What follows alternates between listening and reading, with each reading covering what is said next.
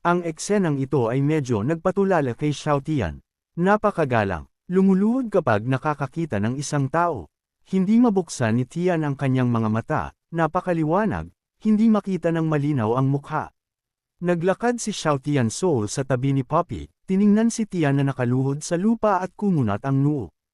Anong nangyari sa kanya? Wala, Master. Natakot lang siya sa iyo. Kailangan ko lang manatili dito, tama. Umupo si Xiaotian Soul ng cross-legged, tiningnan ang nakaluhod na incarnation ni Xiaotian sa harap.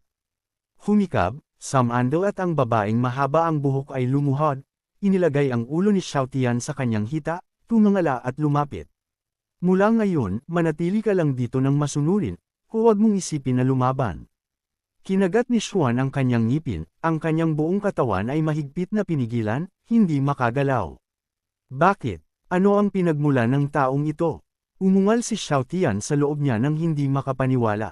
Bukod sa nakakatakot na pisikal na lakas, ang starlight ng kanyang kaluluwa ay parang walang katapusang kalangitan, hindi ka panipaniwala sa mundong ito. Malinaw na nangangahulugan na natagpuan nila ang lokasyon ng kanyang main body. Ang pagsilang upang maiwasan na magulat ang ahas, ang kanyang main body ay nasa panganib. Sa labas, si Xuan Fugo ay nag-aalala pa ring nakatingin kay Xiaotian sa harap niya. Bakit mo biglang sinabing gusto mong pumasok sa Sea of Consciousness? May mangyari bang hindi inaasahan? Kapag nagising si Xiaotian, kailangan niyang subukan siya upang makita kung nilamon siya ng lumang immortal na ninuno ng pamilyang Xuan. Noon, biglang lumitaw ang isang ulap at isang boses ang lumabas mula rito. May nagpunta na naman para sa assessment. Ang bilis. Ang kakaiba. Sa panig ni Xuan Gui, yumuko siya at nagsimula. Espiritu ng Cave Heaven, ang taong dumating para sa assessment kanina, bago pa niya matapos ang kanyang sinasabi, biglang umikot ang ulap. Teka, naamoy ko ang amoy ng kamatayan. Sa isip na iyon, sumugod ang ulap sa labas. Pagkaraan ng ilang sandali, nakita ng ulap si Xuan Xiang at Susan na nakahiga sa lupa at sumabog sa galit. Sino? Sino ang pumatay sa mga taong dumating para sa test habang ako ay natutulog? Nagmamadaling lumapit si Xuan Fugu. Pasensya na, Spirit of the Cave Heaven, pero karapat-dapat silang mamatay. Sa tingin ko hindi nararapat. Nang marinig ito, sumigaw ang ulap kay Xuan Fugu. Paano ka naglakas loob na pumatay sa aking domain? Nawala ang iyong karapatan para sa test. Gustong sabihin ni Xuan Fugu ang isang bagay ngunit nagpakawala ang ulap ng isang ipu-ipo. Itigil mo ang iyong pagsasalita. Umalis ka. Nang makita ito, naisip ni Xuan Fugu sa kanyang sarili, tapos na. Nagalit ko ang Spirit of the Cave Heaven. Kapag itinapon na, walang pag-asang makabalik para sa test at mapatali sa lupain ng mga ninuno na ito. Noon, biglang lumitaw si Xiaotian sa harap ni Xuan Fugu.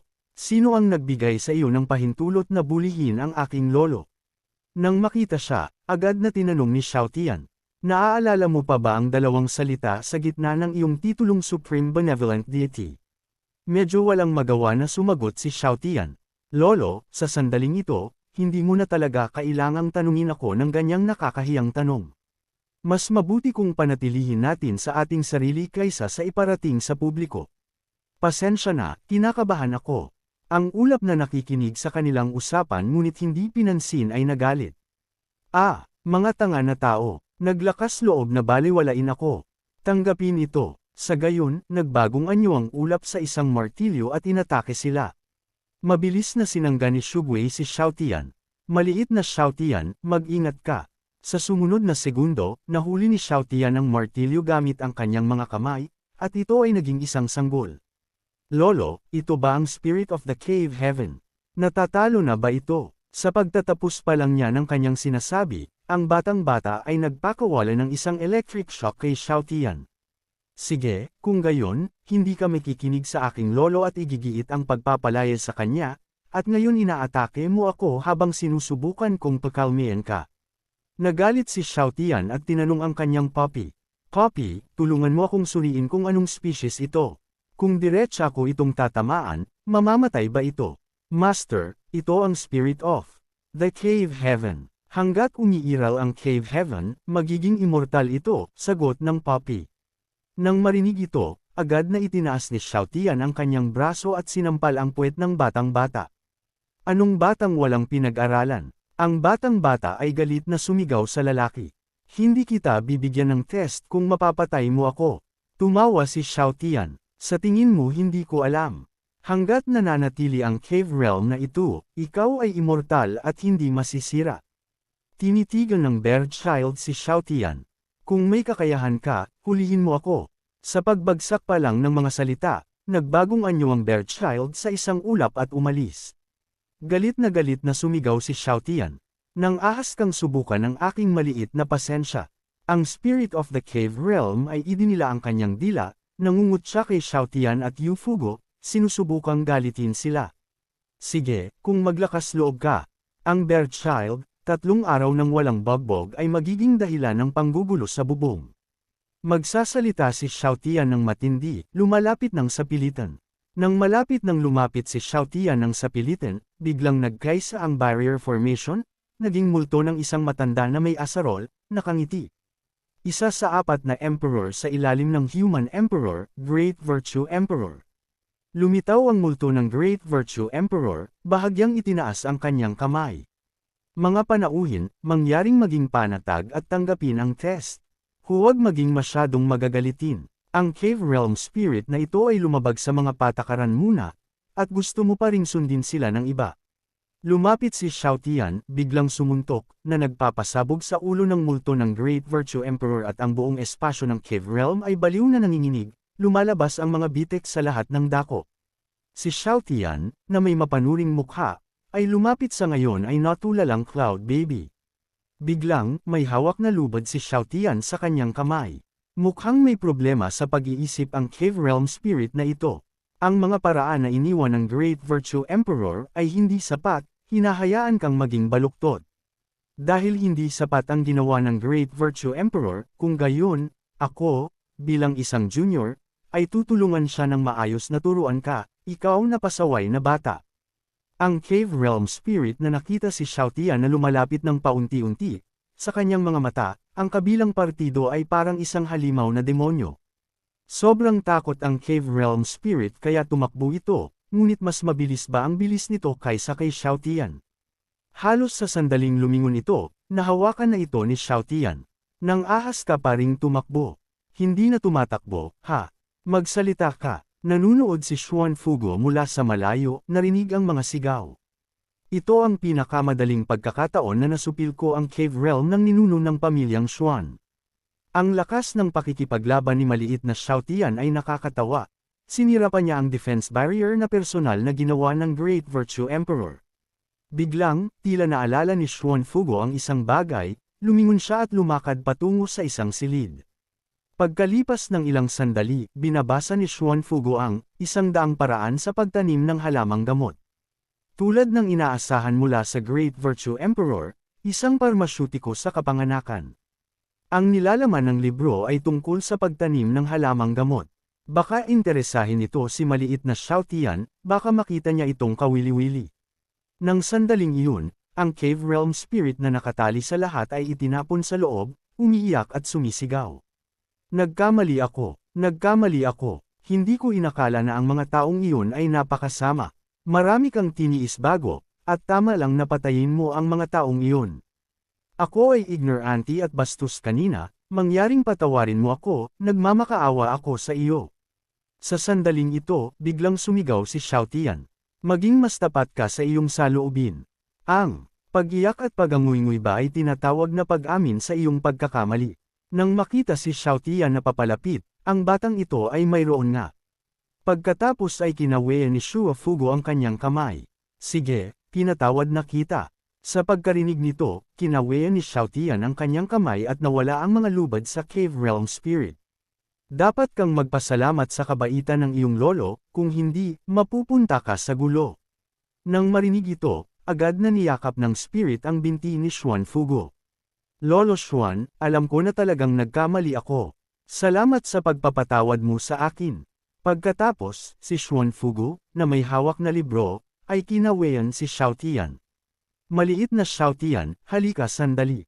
May ilang bagay dito na maaaring mag-interes sa iyo. Ito ay mga paraan para sa pagpapalaki ng alagang hayop. Dapat mong magustuhan ang mga ito. Magagamit ang mga ito para sa mga alagang hayop sa Green Flame Mountain. Ito ay mga paraan para sa paggawa ng pansamantalang kagamitan sa pagsasaka. Walang sinabi si Xiao Tian, tahimik lang na nakikinig kay Xuan Fugu na nagmamayabang sa kanya. Naglalaway-laway, kaya ganito pala ang pakiramdam ng pangungulit, ha? Hindi masama. Pagkaraan ng ilang sandali, naging parang monghe si Xuan Fugu. Ito ay para kay Ziruan, kakailanganin ito ng aking mahal na apo. Ito ay para kay maliit na Xiao Tian. Kapag maganda na ang pagpapalaki sa mga alagang hayop, makikinabang din ako mula rito. Ito ay para sa aking asawa. Ito ay mula noon. Hindi na inisip ni Xiao Tian na maganda ang pangungulit. Talagang nakakasakit ng ulo. Sa sandaling iyon, ginaisang ni Shugui si Xiao Tian. Maliit na Xiao Tian, gising. Tapos na akong maglinis dito. Lumabas tayo at tingnan kung ano pa ang pwede nating kunin. Ibinuklad ni Xiao Tian ang kanyang ulo, tanging upang makita ang buong silid na malinis na malinis. Lolo, sinira mo ba ang cave heaven ng Great Virtue Emperor? Tumawa si Xuan Fugu. Paano mo ito matatawag na paninira? Naghahanda lang ako ng mga regalo para sa lahat. Fair na, ang mga pananim sa labas ay pwede ring kunin. Magpapaluto tayo kay Prime Minister Zhong ng masarap na pagkain. Ang nakaluhod na Cave Heaven Spirit na nakarinig nito ay kumapit sa binti ni Xuan Fugu na umiiyak. Anong sayang ng mga mahahalagang kayamanan?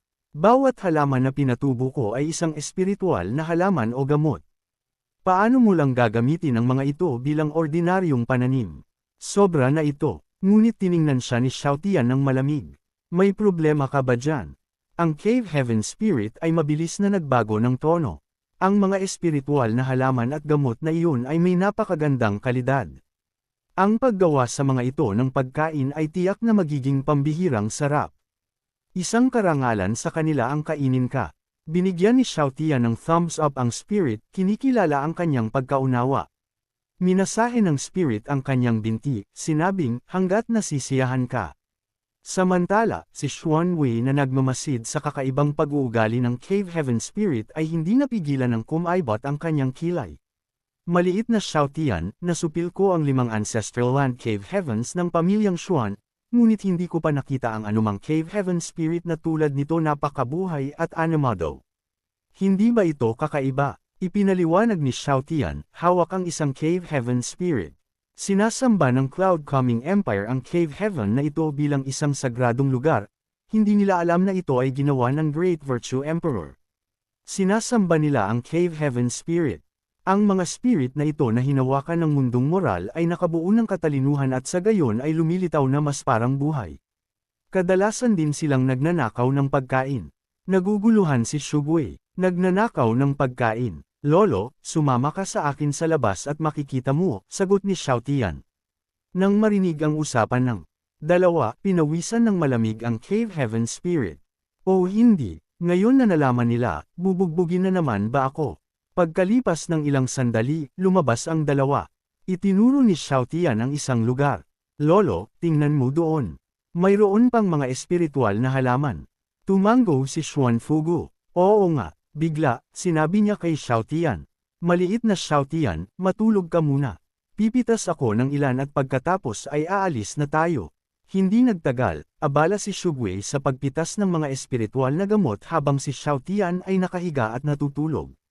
Winagaway ng Cave Heaven Spirit ang pamaypay kay Xiao Tian at tinanong, sapat ba ang lakas ng hangin na ito, sir? Tumango si Xiao Tian, hindi masama, masarap din ang prutas na ito. Talagang may kakayahan ng Great Virtue Emperor sa pagtatanim. Dapat akong humingi ng paumanhin sa kanya kapag nakita ko siya. Sa huli, pinasabog ko ang kanyang avatar sa isang suntok na hindi magalang. Agad na nag-alok ng mapagbigay ng ngiti ang Cave Heaven Spirit. Sir, ako ang nagkamali. Wala itong kinalaman sa iyo. Ako ang dapat humingi ng paumanhin sa Great Virtue Emperor. Nang marinig ito, pinatong ni Xiao Tian ang kanyang ulo. Magaling. Ikaw ay matuturuan. Pagkaraan ng ilang sandali, nakita si Xuan Fugu na halos haborin ang lugar ng mga espiritual na gamot. Tumayo si Xiao Tian at nagsabi, Lolo, oras na para umalis tayo. Kinawayan din ni Xuan Fugu ang kanyang kamay. Sige, iniwan ng maglalaapo ang Cave Heaven Treasure Land, dumaan sa portal, at bumalik sa tuktok ng Misty Snow Mountain.